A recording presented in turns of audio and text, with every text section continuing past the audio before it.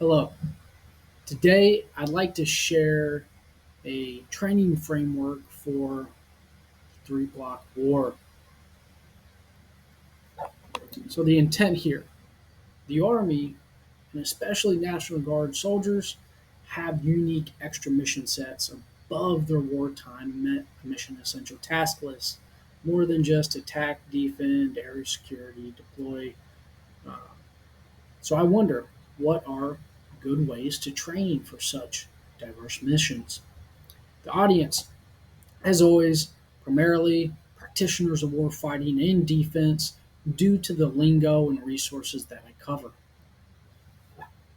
We'll cover the three block war concept, give you a little bit of background, talk about civil disturbance, natural disasters, and close combat training methods. The three block war comes from the 90s by General Krulak of the United States Marine Corps.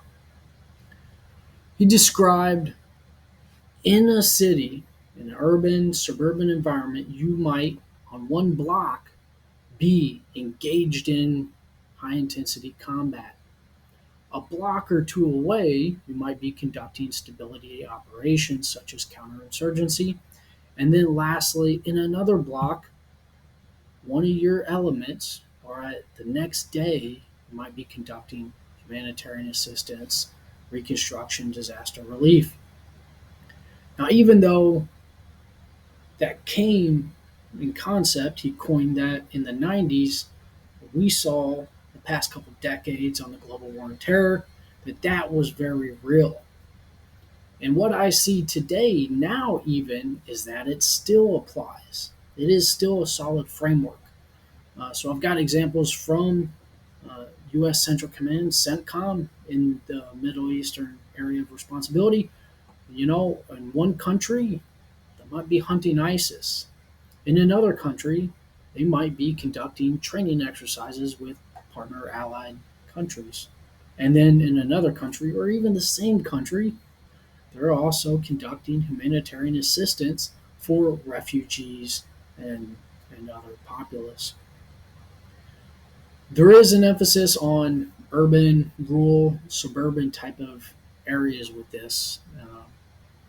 And as we see how the world's progressed and grown and become more urbanized, that still holds true. Well, let's talk about it. So here is the overall framework. Now, do understand in this example of a way to possibly organize the training, I'm going to use Army National Guard drill weekend. Okay. Main task to train attack and defend, civil disturbance, area security, and humanitarian assistance, disaster relief. Operational environment variables, considerations, and other potential resources that may be good to account for. Urban training centers, kits for civil disturbance, moulage kits, the CCMCK, the sim rounds, when training grenades for force on force, because of the limited engagement ranges, that probably will be a better training resource than miles. Other blanks in non-lethal class 5.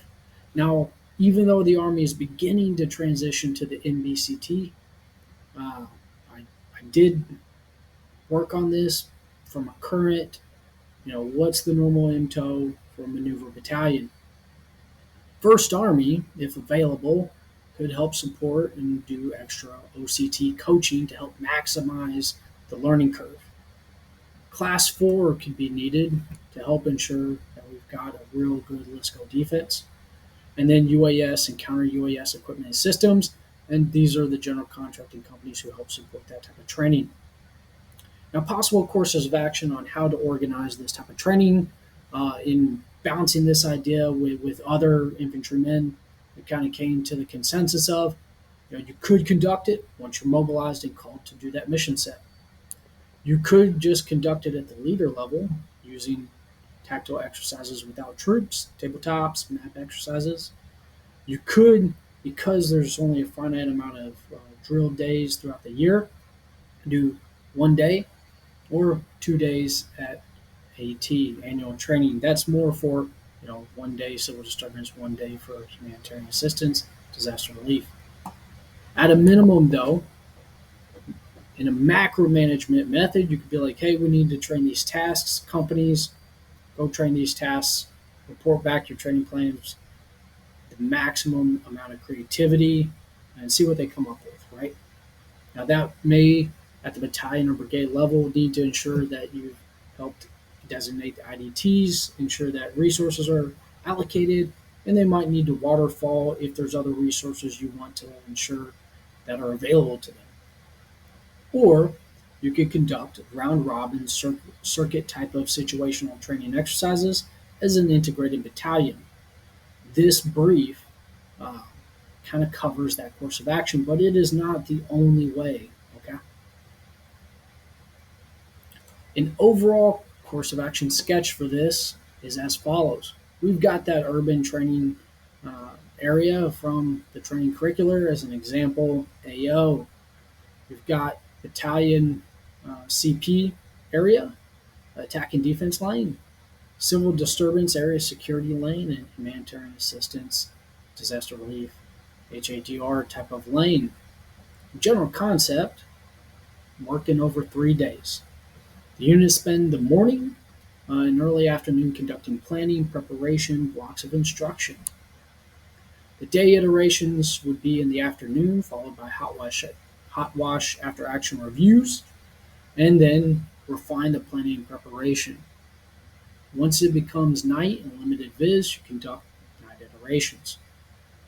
Down here, we've got the elements of that maneuver battalion over the 3 days. This is an execution matrix for how to split and task organize everybody to those 3 lanes with the battalion CP so they can be mutually supporting.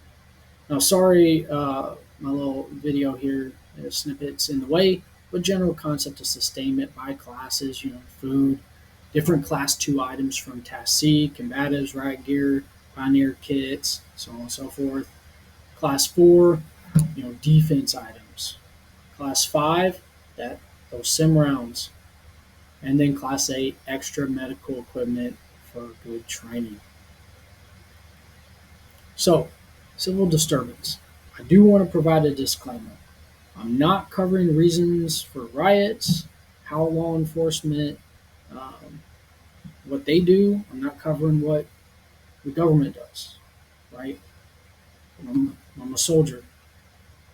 So I will say, recent years as examples, right? The National Guard has supported the different riots and events in areas like New York, Kenosha, Minneapolis, Philadelphia, Louisville, Washington, Portland, Baltimore, Charlotte, Berkeley, etc., etc.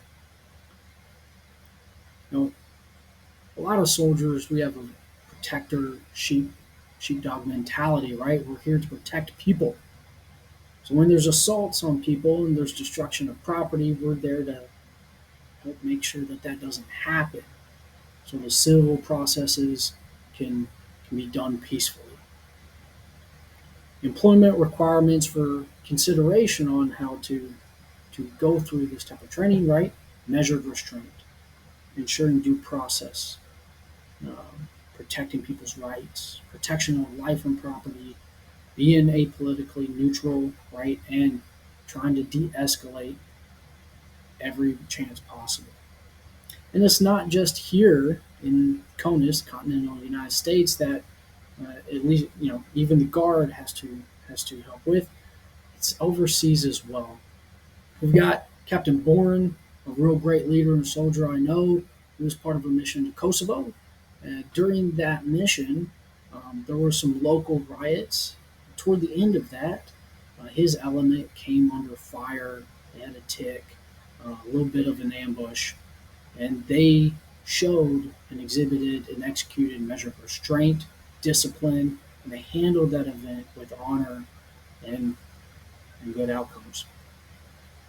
Um, so it's not just here, it's not just overseas, it's everywhere that we see these missions needing to be conducted. A way to possibly organize this type of training, here's a course of action sketch for that, right? The general concept, kind of a big hand wave, NCOs in the morning, that first half of the day, they train individuals in small teams, right? Possibly using a teach, show, do methodology. They also could conduct a familiarization range for non lethal munitions. The O's, the officers, would train at the collective level, right? Could spend that half a day going over tabletop exercises, map exercises, tactile exercise without troops on how to organize and composition, disposition, the entire element in that AO. Here's a list of recommended tasks and doctrinal resources you may use to be able to design the training and choose what emphasis you want. Here's a micro execution matrix over one day of how that might look: instruction in the morning, and then rotational sticks in the afternoon and evening. These are examples from doctrine. And then on the right side for uh, concept of sustainment, at the class 2, it's all those task C items that you would draw. Riot shields, shin guards, combatives equipment, escalation of force kits. On the class 5, there are special training grenades and training fuses that don't have any shrapnel that could be used for that audio and visual effect. And then class 8 with the Mirage kits, it's kind of a 2-8 type of equipment, but that way everybody can practice taking care of injuries as well. All right, moving on. Continuing on with natural disasters. Now, throughout history, you know, the Guard has always supported natural disasters here at home, whether from floods. It's real heartbreaking to see. At the time of this recording, recently Texas really got hit with those flash floods. It's heartbreaking. Wildfires, hurricanes, tornadoes, winter storms. These are always things that we're called upon to help with. To organize this type of training, again, same type of general concept. NCOs break out, need that individual small team level, especially with MassCal. I think the medical platoon up at battalion has a good piece with leading that part of the training. They can conduct work on search and rescue, breaching tasks to help search for survivors. They also, as an option, could work on survival and other fieldcraft techniques. The O's, they could work on a DRE, deployment readiness exercise, mustering everybody to home station, taking their guidance and missions from HIRE or the State JOC Joint Operations Center, and dispersing them across the state so they can go do good work with local first responders. There's a ton of different tasks at that collective level and innumerable tasks at the individual and small team and drill level. And then here's some references as well. It's the same general type of execution matrix, type of battle rhythm framework here. And then on the sustainment side, for class 2, stuff like chainsaws, bolt cutters, breaching equipment, ropes, change, how to search for people, how to extract them safely so we can be good at that and effective to be as fast as possible. That way, any civilians we find, we still try and get them care within that golden hour. And then class 8 as well. Now, moving on to close combat, there's some considerations here, right? We've got unique mobility challenges, right? Vertical, subterranean. With the way I think the research kind of showed for GWAT, even there, between Iraq, Afghanistan, most combat occurred within 300 meters of a road and building type of system. Right? We've got Marines, we've got strikers, we've got an example of a recent Ukrainian Abrams doing direct fire 20 meters away at a Russian position. And then buddy team, fire team doing the work. With close combat in the urban, rural, suburban type of environment, you do have to consider additional force ratios. It's not 3-to-1 attacker to defend. It's closer to 5 to 7 to 1. I always like to go back to the Mosul, the Iraqi army and U.S. forces trying to retake Mosul from ISIS as a great case study on the timing sequence and resources required for a major urban area. With those resources, UBLs, combat loads, it's not one, it's not a couple, it's at least three to start with. Then you have constant resupply, constant speedballs to be able to sustain that fight.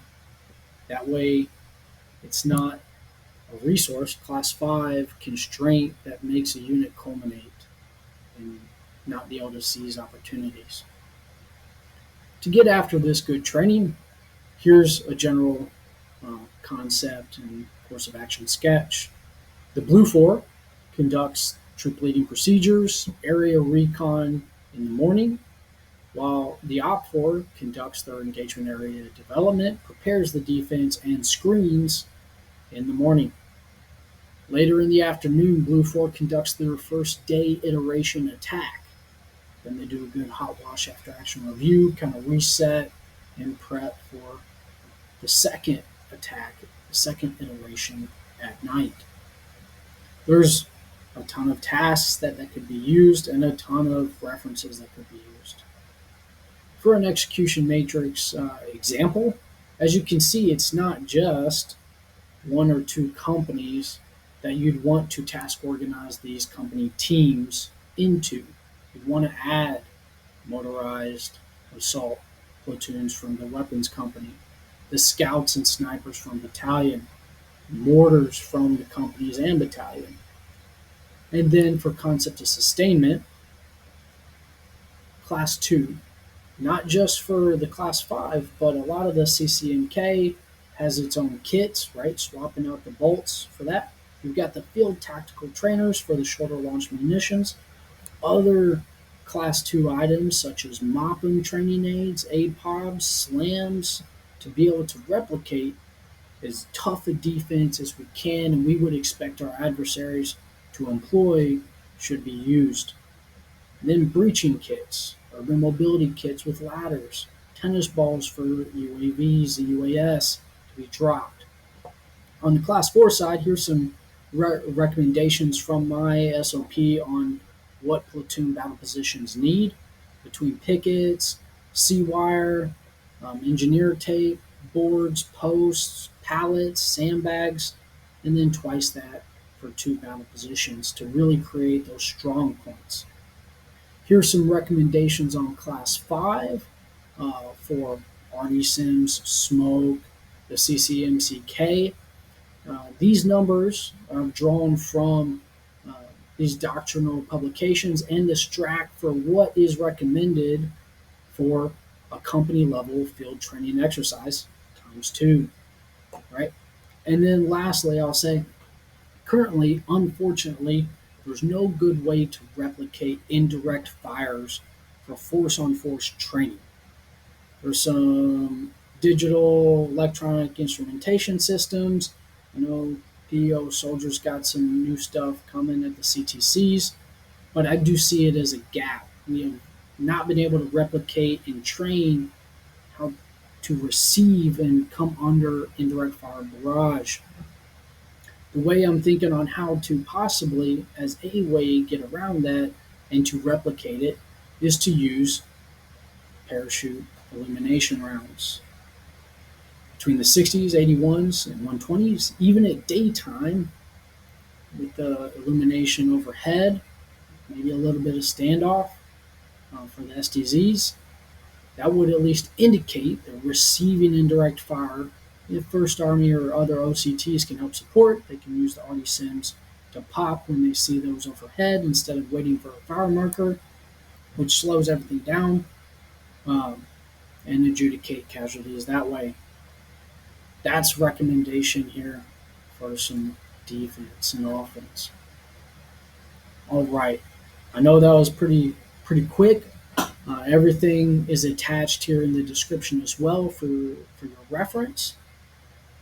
But I do want to make sure I highlight going from one mission set, from working to doing humanitarian assistance, immediately to civil disturbance, immediately to attack and defense, one day to the next is the point. It is the point to be able to immediately go from one to the other because that's what's expected. That's what we can expect in actual operations. To be able to do that good and do it with proper execution requires practice. And I think from CIFDIC and the Army Adult Learner Model, that experiential learning is the best method. And I'll lastly close with, like Raiden said, Mortal Kombat's not about death, but life. Being good at these tasks, being good at these mission sets, will help protect life, protect Americans, protect our partners and allies, and any other innocent people around the world who call for help. All right. Thank you. Hope you have a good day.